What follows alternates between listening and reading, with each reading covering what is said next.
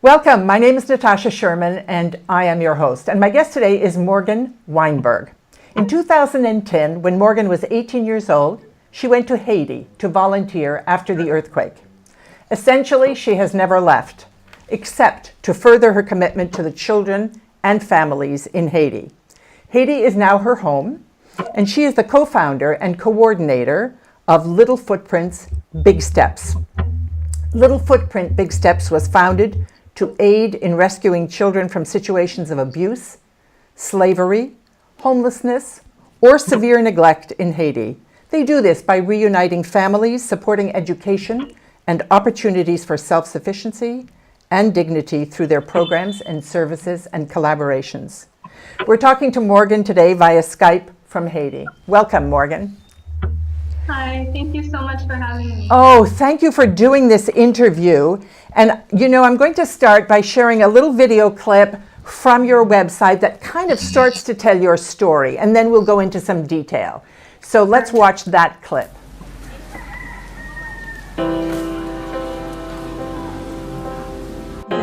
Dito kang bat natin, may piso tatlo. Abang ko kiswet. Kena itu syak pa mate suat lo kuina jem pasen bersama mama pin kasih mama batkonet mama dan penyanyi mama tiap semam pilih Morgan.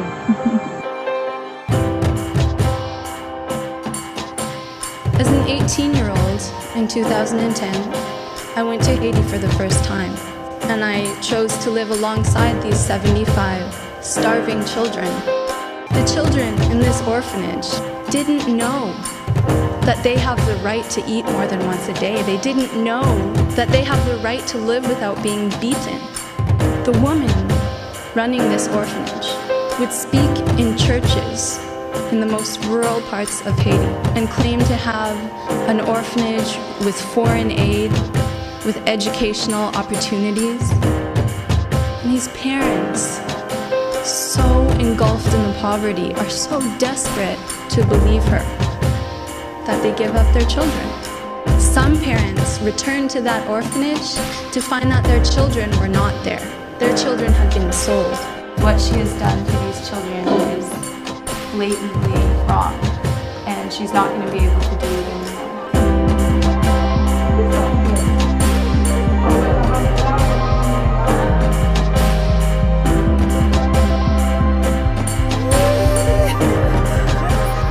When that child wakes up with this beautiful smile, comes and kisses you on the cheek and gives you a hug, or makes a drawing that says, "I love you, Morgan," and posts it on your door before you wake up, what could make you more proud than that? We operate a transitional safe house where these children can be removed from dangerous situations immediately and given the care that they need. But this safe house is different than an orphanage in that the goal is to reunite children with their families and help those families build sustainable lives. They're going to grow up to be amazing parents and amazing leaders in their community. I never had a question in my mind about giving up. That was never an option. All right, so we saw that video clip and it says a lot. So let's go back to the beginning where you went there as a volunteer and you got to this orphanage that was run by a family for about 20 years. And we all have visions of what an orphanage is, presumably what it should be, taking care of children, nurturing them. And so when you arrived as this volunteer, what was the owner's perception of what you were doing there? The first time when I came to this orphanage, which was in 2010, I was just so shocked by the conditions the children were living in. I was actually afraid that, if I went 3 days without visiting, that the children might die. They were so emaciated, and you would walk in and there would just be a 2-year-old, lying in his own vomit, and everyone would be walking around him. No one would stop to do anything. And to her, this was just normal? This was just normal. I would actually ask to take the children to the hospital, And the orphanage owner would refuse. It wasn't important. And the river that the children would be bathing in, you could see parasites in the water. So the all the kids were infected. The thing that is so terrifying is that they would go into villages where the people were poverty stricken. They would go into churches and give these talks saying, give us your children, we'll give them an education, we'll give them medical attention. And the parents, I mean, how terrible it is to give up your child, but you give up your child for something better, not knowing that they will be abused, neglected, sold, beaten. It's just horrifying. And you know what? I think that the orphanage system in Haiti, it's greatly misunderstood by the rest of the global community, the rest of us, because we hear the word orphanage and we think it's, children without parents being looked after. But here, you walk into an orphanage, these kids are near death, and you find out that they actually have families. And most orphanages in Haiti are actually not real orphans. They're just children whose families are too poor to look after them. And so rather it's so than easy to blame the parents as well and say, well, how can a parent abandon their child, to right. an orphanage? And the woman running this orphanage actually told me lies about how she had received the children. She said, social services brought her this child. She found this child on a pile of garbage, or this child was abandoned, which was completely inaccurate. This woman, as you said, actually went into communities, into people's churches. There was even a child whose mother didn't agree to give him up. And when the mother turned away, this woman took the child. It's unimaginable. And the thing is that, we don't understand poverty in that way or to that level. And she was getting international aid, so she was using that money for herself, that if the children did get anything, she would not pass it on to the children. And it's really the issue of poverty, not of, people abandoning their children. So you've got these... And you said exactly. And the parents, as a mother, giving up her child, these parents actually choose the child that they feel has the most potential, that they want the best life for this child, because they're seeing, especially after the earthquake, an influx of aid coming into Haiti, but it's not getting to those families, who are in impoverished communities. Most of that aid is actually going directly to orphanages. But the issue is that a lot of these aid organizations don't communicate with the local social services. So they don't know if this orphanage they're supporting is legally registered or is just someone's for-profit business. So this woman in particular had 5 or 6 different international organizations supporting her. It's kind of the way we tend to think is throw money at the problem or throw goods at the problem, which is fine, but you need to follow the money and follow the goods and be responsible and hold people accountable. So I want to get to what you did, because what you did was, and one of the things that you said in one of the clips, which to me is extraordinary, is giving up was never in the question. You were just never going to give up. So you were committed to these children and you were committed to making a difference. And so one of the other things you mentioned is that this is one of 600 orphanages in Haiti that is listed as not doing a good job. So to me, that would be so overwhelming. You would just want to run away and give up. But let's talk about what you did do instead. Absolutely. After initially finding this orphanage, seeing the conditions, I still wasn't aware that the children had families, and I wasn't aware of how corrupt it was. But what I did know was that I needed the conditions these kids were living in to change. So in 2011, I returned to Haiti. Actually, it was my 19th birthday, and I decided to live there alongside the kids, which I did for 5.5 months. And while so you slept on the floor with them? There was no floor. It was in a big military tent. And So you slept on the ground with them? They would roll out a plastic tarp on the rocks on the ground. And that's where the 40 youngest kids and I would sleep. But the boys who were older than 12 years old would just have to sleep outside. They weren't even allowed inside the tent. And if you have 40 children on a tarp, you know, they're having diarrhea on each other. There's rats crawling along your legs while you're sleeping. You wake up and there's dust in your teeth if it was a windy night. It's just horrific conditions. And I'm laying there thinking, if these rocks are hurting my body while I'm sleeping here, what about this emaciated little 8-year-old girl? And you know, the children's health was just absolutely frightening. Children actually died in that orphanage before I was able to shut it down. So the conditions were just horrific. And by living there, as I began to learn the language, the children were able to communicate with me that they had families, that they loved and missed their families, but they were there because their parents thought it was their only chance at an education. Education was the #1 reason these children had been given up to the orphanage. Now, the woman running the orphanage was actually even trafficking the kids. So there I was as a 19-year-old, and she offered to sell me 5 kids for $800 each. And now I know the parents of some of those children who never gave up their child in agreement of, you know, abandonment or this child being adopted or sent away. Basically, the parents feel that it's a boarding school. Sometimes the children actually go home in the summer. But imagine if the parents trust this woman enough to give up their child, and she's selling the child for $800, or letting the child die instead of going to the hospital. And there were many different organizations, as we mentioned, who were supporting this orphanage without knowing that it was corrupt. You also said that as I was living in the orphanage, even, you know, people came and brought donations. They put shoes on every child's foot. And about 20 minutes after they left, this woman called all the children and took the shoes off their feet and put them in a suitcase and put them in her room, and we never saw them again.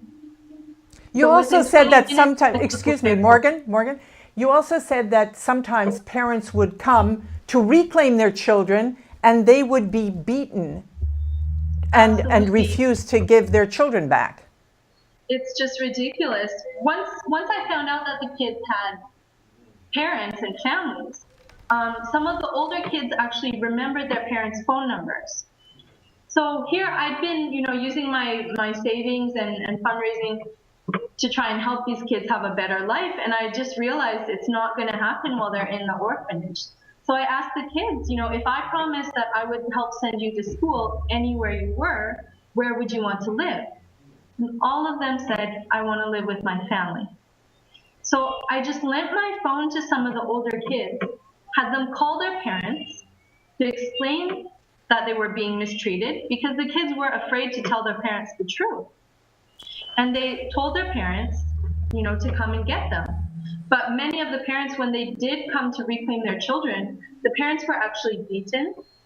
One mother was kicked in the head and had to go to the hospital and had to return 3 times before she was actually able to leave with her daughter.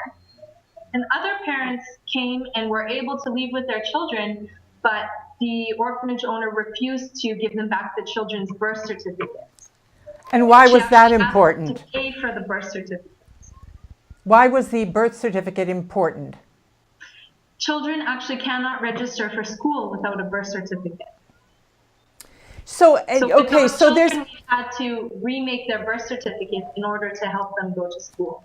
So there's all of this terrible, terrible, terrible sequence of events. This woman has been operating for years. How do you put a stop to that, or how did you put a stop to it? Because I understand it took quite a long time. It took actually 3 years in total, but the first thing that I realized needed to happen was a switch in the direction of aid. So instead of trying to help the orphanage, I needed to try and help the children by connecting them with their families, and once they were reunited, making sure that they still get that support once they're at home. So this was really the beginning of Little Footprints, Big Steps. I started out with just myself and one outreach worker, And now we've grown. I have 11 local staff. But once we reunited children with their families, we revisited their homes to register them to school. And as I was doing that, I also started advocating, contacting police, the UN, local authorities, with video footage and photos, and parents and children doing testimonials about the child trafficking and abuse in this orphanage. And authorities did come and investigate. They said, yes, this orphanage urgently needs to be shut down. But then there was the issue, at that point there were 75 kids in the orphanage, so where do we move these kids to immediately? And this is really where I got the concept for the transitional safe house. So our main program with Little Footprints Big Steps is reuniting children with their families, as I explained, but we also saw the need for a transitional safe house. So for instance, if there's a child in the streets or in distress, or an orphanage that needs to be shut down, we have a space where we can rescue those children to immediately and start looking after them. But then those kids are eventually reunited with their families, and that space is available to receive more kids.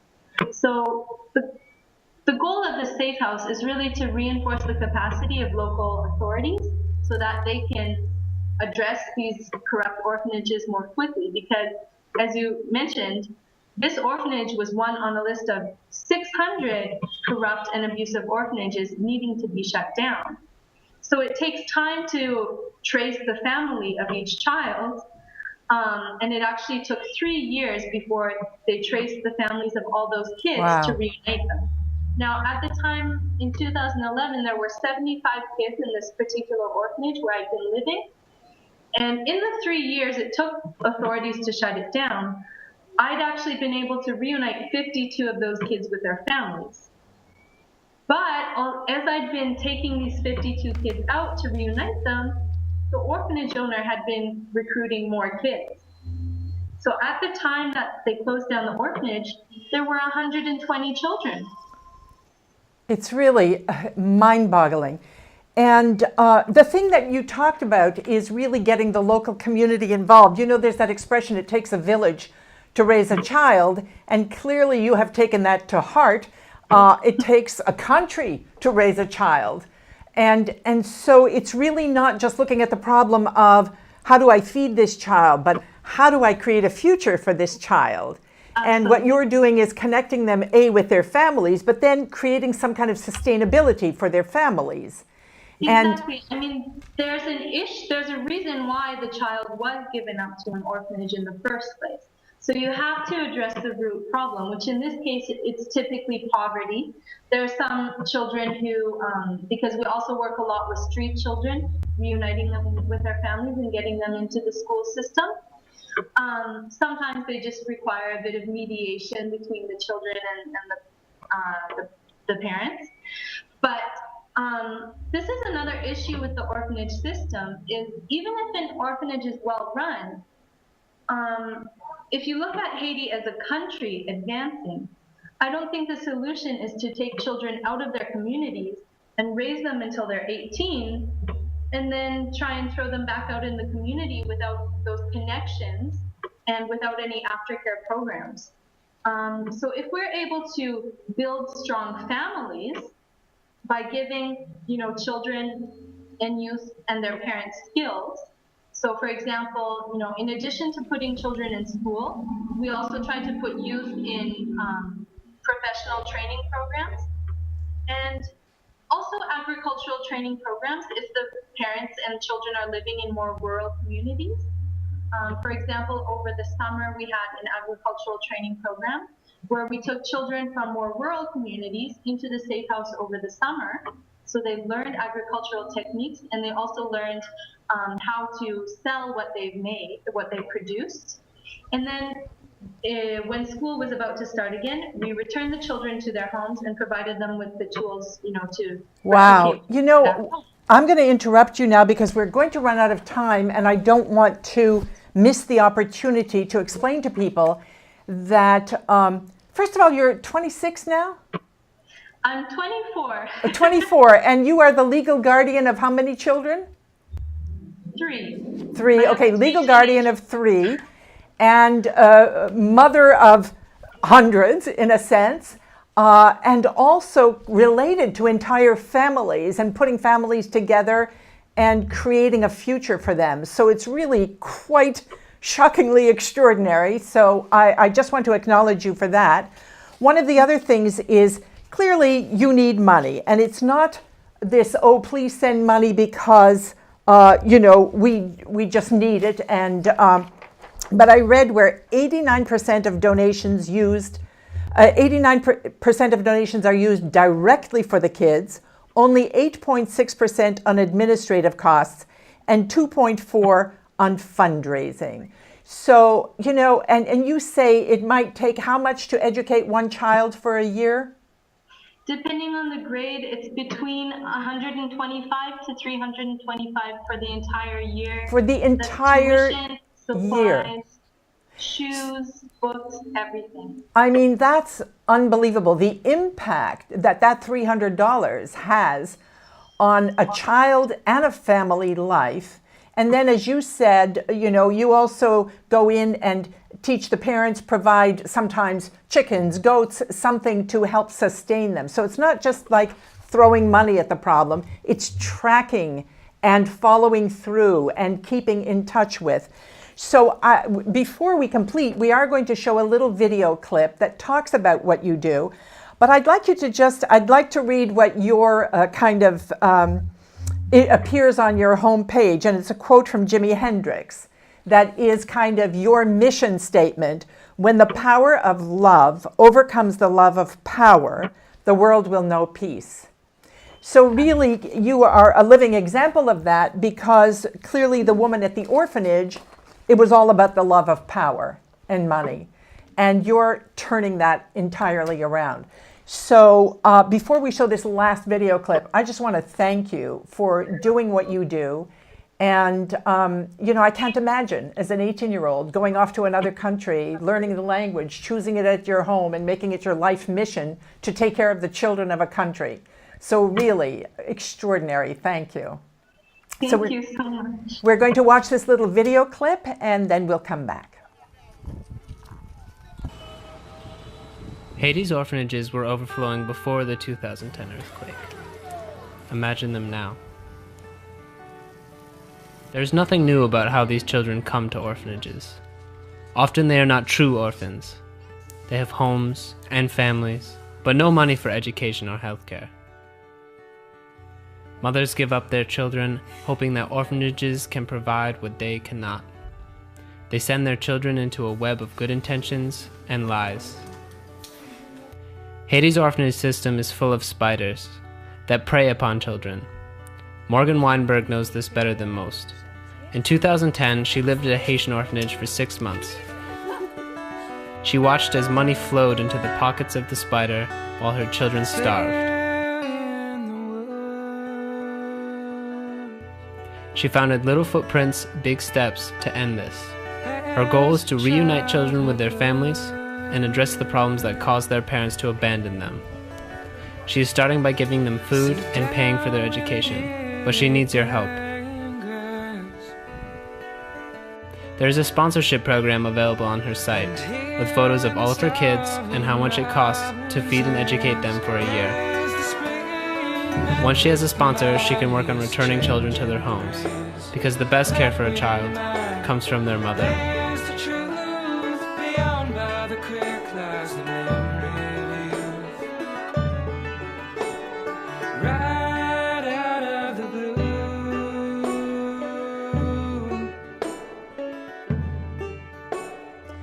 All right, so that video clip lets people know how they can contribute. And again, it doesn't take much. We are so privileged, and I think it's not a bad thing. It's just we have to remember to enjoy being privileged, but also to know that $300 a year can change an entire family's life forever. And it doesn't even have to be $300. So I invite everybody to phone you, contact you, donate, and really help you and support you in everything you're doing. So Morgan, thank you for joining me today. Thank you so much for having me. I really appreciate it. My name is Natasha Sherman. Thank you for joining us.